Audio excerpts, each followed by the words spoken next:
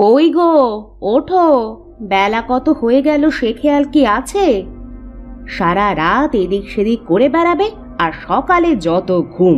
বলি, এখন না উঠলে কিন্তু কপালে সকালের নাস্তা জুটবে না। ওহ, কি হয়েছে শুনি? এত ডাকাডাকি কেন? সকাল সকাল বাড়িতে ডাকাত পড়লো নাকি? ডাকাত পড়লে তো বেঁচে যেতাম। তোমার মতো একটা নিকম্মাকে সকাল সকাল ঘুম থেকে উঠাতে পারতো ওরা। ওহ, ইজ্জত পেলাম না রে, ইজ্জত পেলাম না।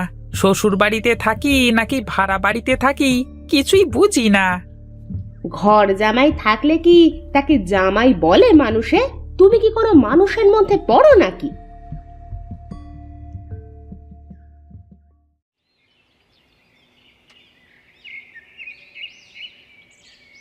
কে জামাই, ওভাবে মুখটাকে বাংলার পাঁচের মতো করে রেখেছো কেন শুনি?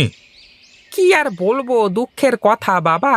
এ বাড়িতে আমার আর থাকা হবে না। বাবা বাবা বাহ, এ তো খুবই ভালো কথা। তুমি তাহলে তোমার ভুল বুঝতে পেরেছো। যাও বাবা যাও, এবার তুমি তোমার বাড়িতে ফিরে যাও। আমি যে এ বাড়ির একমাত্র জামাই, সে খেয়াল কি কারোর আছে নাকি? আহা, কি হয়েছে বলবে তো? সেই কখন থেকে কি সব বকি যাচ্ছ? বলি কি, আপনি যে বসে বসে চা খাচ্ছেন, আপনার একমাত্র মেয়ের জামাই যে চা না খেয়ে আছে, সে খেয়াল কি রাখেন আপনি? কি বলো জামাই, তোমাকে এখনো চা দেয়নি কেউ? দাঁড়াও দাঁড়াও, আমি দেখছি। কত করে বলি একটা কাজের লোক রাখতে, কে শোনে কার কথা? কারো তো কোনো সমস্যা নেই, সব সমস্যা তো আমার। বাড়ির সবাই তো আমার হাতের খাবার ছাড়া নাকি খেতেই পারে না। তুমি একা একা কাজ করতেছো, ছোট বৌমাকে তো দেখছি না। বড় ঘরের মেয়ে, বাপের অট্টালিকা আছে, সে কি করে সকাল সকাল রান্নাঘরে আসে? যত মরণ তো আমার। তুমি একটু বসো, আমি তোমাকে কাজে সাহায্য করে দিচ্ছি। না থাক, আপনাকে আর আমার কাজ করে দিতে হবে না। পেয়েছেন তো বিনে পয়সার কাজের লোক, যত পারেন খাটিয়ে নিন।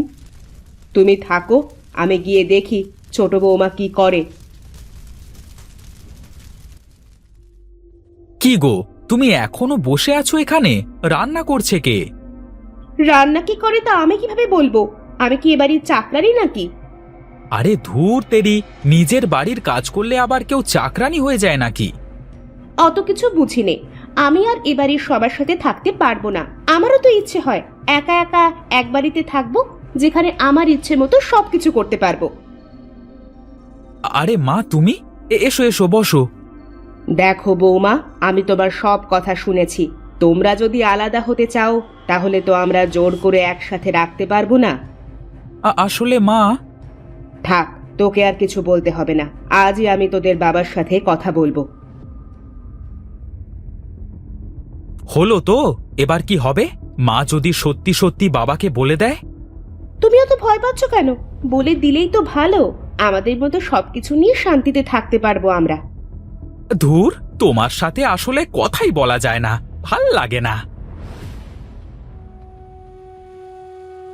সেই কখন থেকে দেখছি গোঁ ধরে বসে আছো, কিছুই বলছো না। কিভাবে বলবো ঠিক বুঝতে পারছি না। আরে নতুন বইয়ের মতো লজ্জা পেও না তো, বলে ফেলো বলে ফেলো, কি বলবে? ধুর, তোমার খালি বাজে কথা। আমি এসব কিছু বলবো না। তোমার ছেলেরা আর একসাথে থাকতে চায় না, তাই আমি চাই যে তুমি তাদের যার যার সম্পত্তি ভাগ করে দাও। এ কি বলছো গিন্নি? আমি ঠিকই বলছি, আমি নিজের কানে শুনেছি। তোমার ছোট বৌমা আর ছোট ছেলে এসব নিয়েই কথা বলছিল। ঠিক আছে ঠিক আছে, তাহলে কালকে সকালেই সবাইকে নিয়ে বসা যাবে, কেমন? আরে মা, কিছু বলবি নাকি? আসলে বাবা, বাবা, তোমার জামাই বলছিল আমি তো তোমার সম্পত্তির কিছু ভাগ পাবো। তুমি যদি সেটা আমাকে বুঝিয়ে দাও, তাহলে তোমার জামাই একটা ব্যবসা শুরু করবে, আর আমরাও এ বাড়ি ছেড়ে চলে যাব। ঠিক আছে রে মা, কাল সকালে আমি তোদের সবার সাথে কথা বলবো এ নিয়ে। এখন আমাকে একটু ভাবতে দে।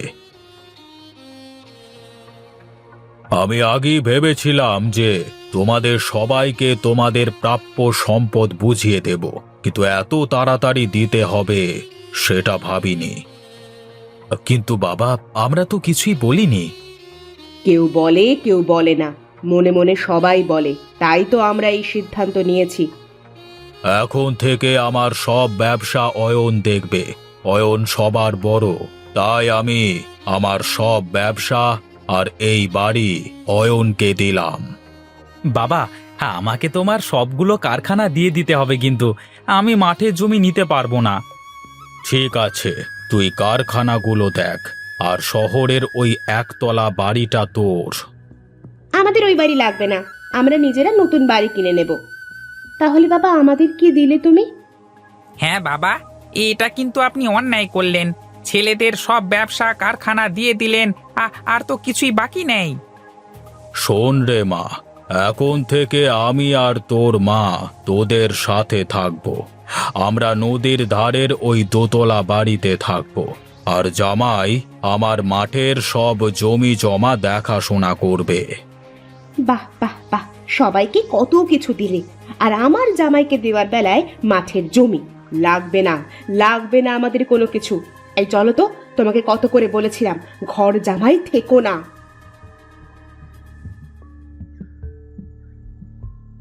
দেখেছো বাবা, এখানে তুমি দাদা থাকতেও কেমন বেয়াদবের মতো চলে গেল। বাবা, আমি একটা কথা বলবো? হ্যাঁ রে বাবা, বল দেখি কি বলবি। এখন থেকে তুমি আমাদের সাথে থাকবে, আর মা চয়নের সাথে থাকবে। 10 দিন পর পর মা আমার এখানে আসবে, আর তুমি চয়নের ওখানে যাবে। না রে বাবা, আমরা কেউ কাউকে ছাড়া থাকতে পারবো না। আমাদের চিন্তা তোদের করতে হবে না, আমরা আমাদের মতো সুখেই থাকবো। এত বড় অপমান আমি আর জীবনে কখনো এ বাড়িতে পা দেব না। তুমি তো শুনলে না আমার কথা, একদম সব কিছু ছেড়ে চলে আসলে।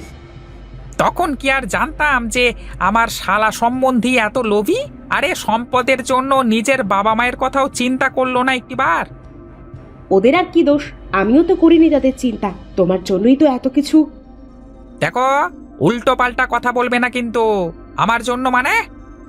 তুমি যদি ঘর জামাই না থাকো, আমি যদি এ বাড়িতে না থাকি, তাহলে কিন্তু ছোট বৌদি বড় বৌদি কারো কোনো অসুবিধা হবে না। তা এ কথা তুমি আমাকে আগে বলনি কেন? তা আগে শুনলে কি করতে? তোমার তো কিছু করারই মুরদ নেই। ওগো, ওরা কেউ আমাকে দেখতেও আসলো না। চুপ করো তো তুমি, মনে করো আমাদের আর কেউ নেই। বুড়ো হয়ে গেলে মানুষের আর কোনো দাম থাকে না। বুঝলে গিন্নি, একদিন তো ওরাও বাবা মা হবে, তখন বুঝবে সব কিছু। ওই দেখো গিন্নি, আমার ছেলেরা আমাকে দেখতে এসেছে। আমি তোমাকে বলেছিলাম না? বাবা, তোমার কিছুই হবে না, শহরের বড় ডাক্তারের কাছে নিয়ে যাব তোমাকে। হ্যাঁ বাবা, কিছুই হবে না তোমার, আমরা তো আছি।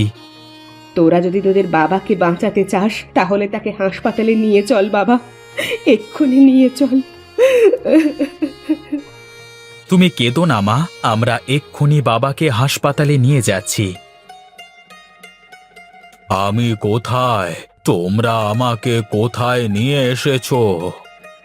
বাবা, তুমি তোমার ঘরেই আছো, আমরা এখন থেকে আবার এক বাড়িতেই থাকব। হ্যাঁ বাবা, আমাদের ভাগের সংসার চাই না, আমরা সবাই মিলে তোমাদের সাথে থাকতে চাই। বাবা, তোমার জামাই আর ঘর জামাই হয়ে বসে থাকবে না, সে নতুন করে ব্যবসা শুরু করেছে। আমরা শহরে একটা বাড়ি কিনেছি।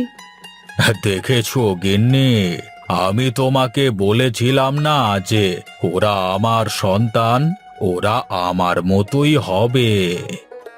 এখন থেকে বাড়ির সব কাজ আমি সীমা দুজনে মিলেই করব, কারো কোনো অভিযোগ করতে হবে না।